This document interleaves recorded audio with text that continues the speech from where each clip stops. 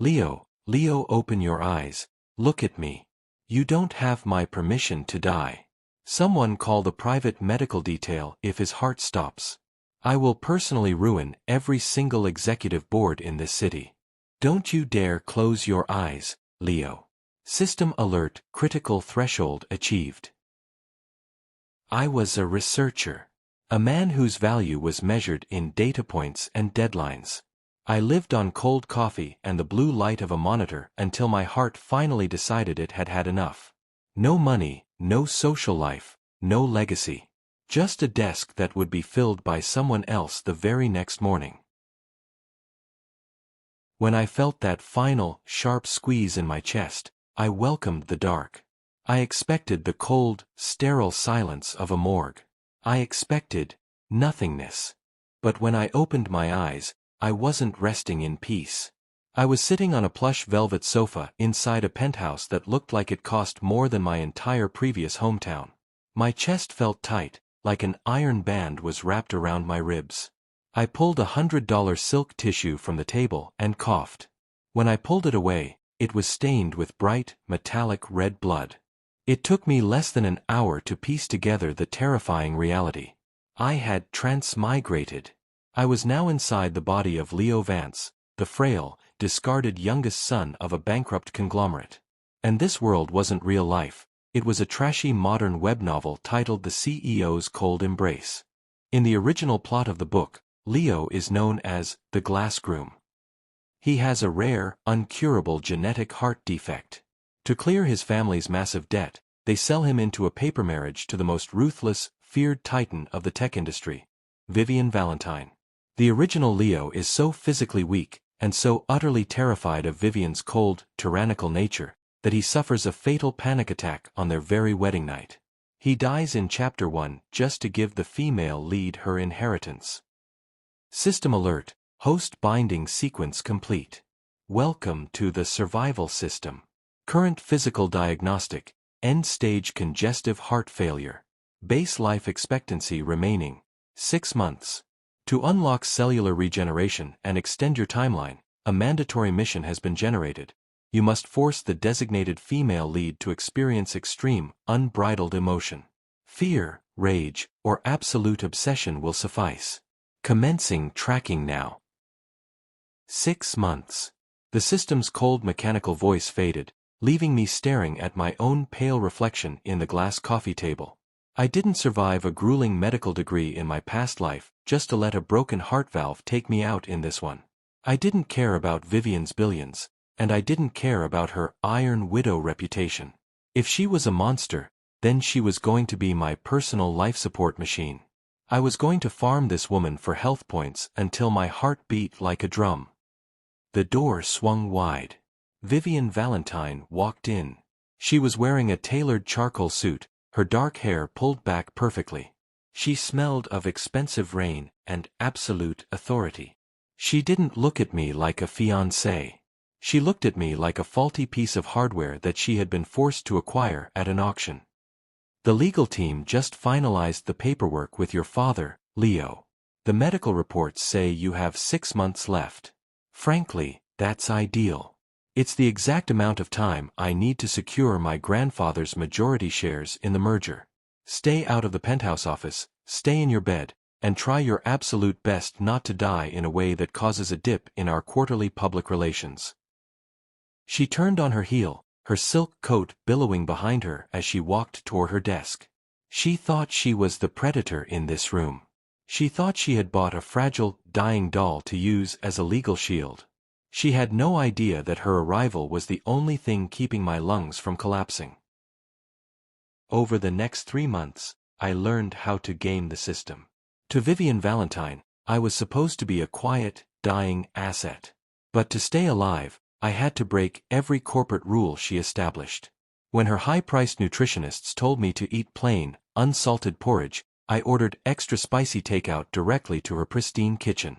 When she explicitly ordered me to stay hidden during a high-stakes meeting with her international investors, I strolled into the glass boardroom wearing silk pajamas and asked her where she hid the good tea. Every single time a vein popped on her forehead, every time her jaw clenched in pure, unadulterated fury, my vision would flash with green text. System alert, notification received. Target emotion, extreme irritation detected. Host vitality increased by 5%. Current remaining lifespan has been updated to 90 days. Keep up the provocation, host. I learned to love that mechanical voice.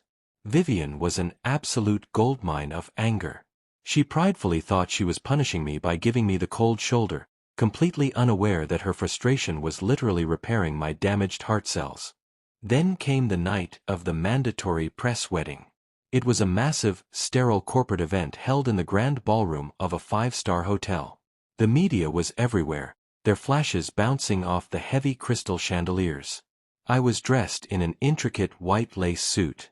I was intentionally keeping my face pale and my breathing shallow, looking so thin and fragile that the guests whispered I looked like a ghost waiting for the funeral. As we stood before the judge under the blinding spotlights, Vivian stood rigid as a block of ice, her hand cold as she held the gold wedding band. She was looking past me, smiling perfectly for the cameras. I leaned down, my lips brushing against her ear as she reached for my hand. Breathing heavily, forcing a weak wheeze. You know, Vivian, for a business mogul who looks at me like a piece of trash, your heart is beating remarkably fast. Tell me, are you genuinely disgusted by me, or are you just terrified I'll collapse onto the flower arrangements before we sign the final marriage certificate? You are a deeply delusional, pathetic little man, Leo. Stand up straight and stop leaning your weight on me. The paparazzi are counting every second of this broadcast. I let out a soft, rattling laugh as I slid the ring onto her finger. The reporters in the front row sighed, thinking the sickly, devoted groom was whispering sweet, romantic promises to his powerful new bride. They had no idea I was just checking the charging status on my life support battery. The corporate paradise I built out of her anger didn't last forever. By month 5, the political landscape of the Valentine conglomerate grew bloody. A rival tech firm realized that they couldn't break Vivian's legal hold on the company, but they could destroy her image by eliminating her new husband. We were standing in the master penthouse suite after a long charity gala.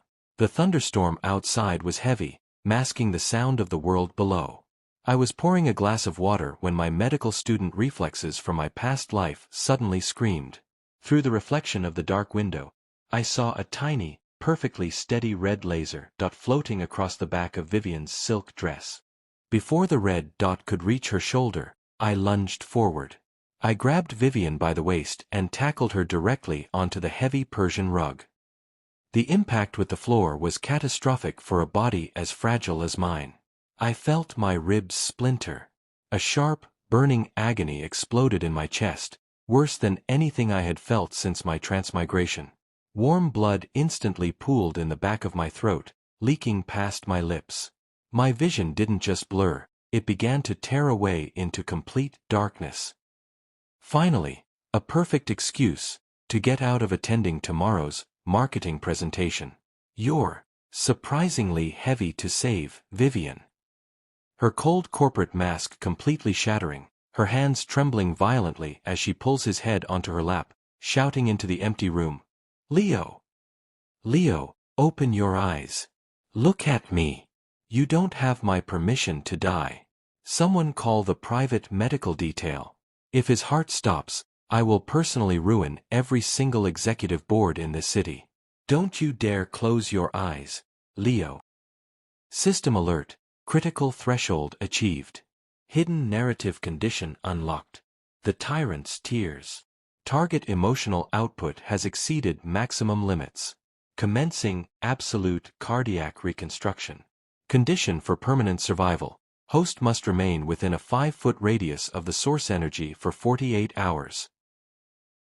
When I finally woke up, the world felt entirely different. The constant, suffocating weight that had lived in my lungs for 5 months was completely gone. I took a deep, clear breath, and my chest didn't burn. I felt strong, healthy, invincible.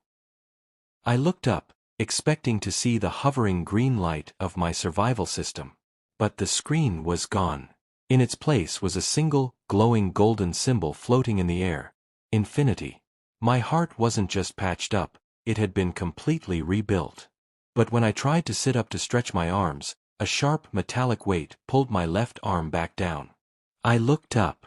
My left wrist was locked inside a thick, custom-made steel restraint, wrapped in black silk to prevent bruising. I wasn't in my guest room. I was in Vivian's private, biometric-locked master bedroom. I followed the length of the chain with my eyes. Sitting in a leather wingback chair in the corner of the room, completely hidden in the shadows, was Vivian. Her hair was loose and unbrushed. Her expensive suit was wrinkled, and her eyes were completely bloodshot. She looked like a warden who had spent 3 days staring at an empty cell, waiting for her prisoner to wake up.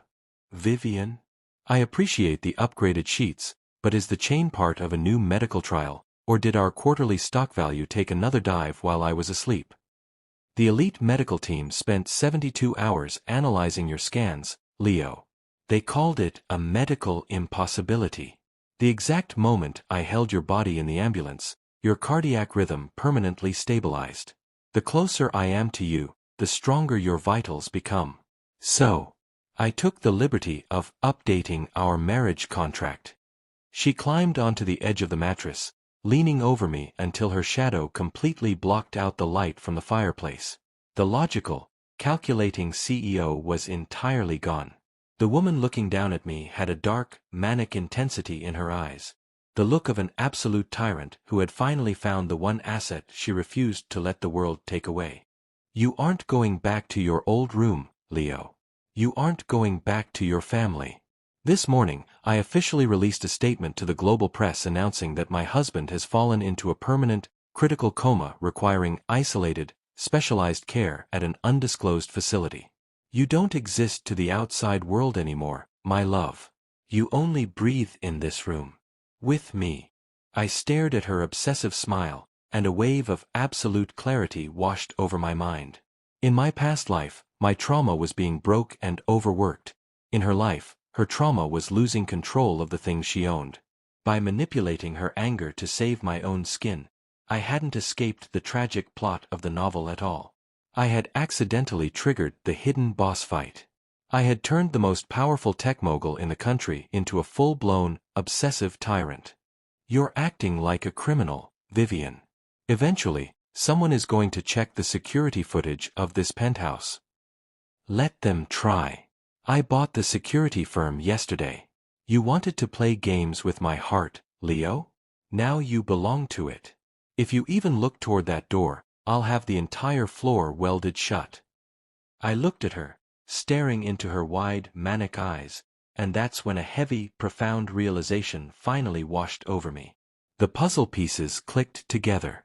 Her clinical fixation on my health logs, her perfectly timed emotional outbursts, the sheer desperation in her voice when I flatlined.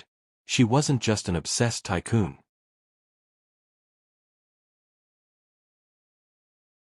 I long realized that she is a regressor. She has lived through this timeline before.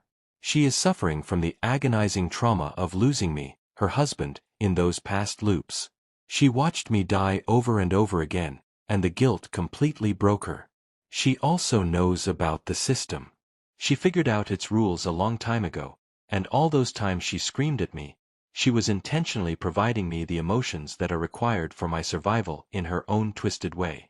As I looked at her tired, desperate face, I realized that I had slowly started falling for her.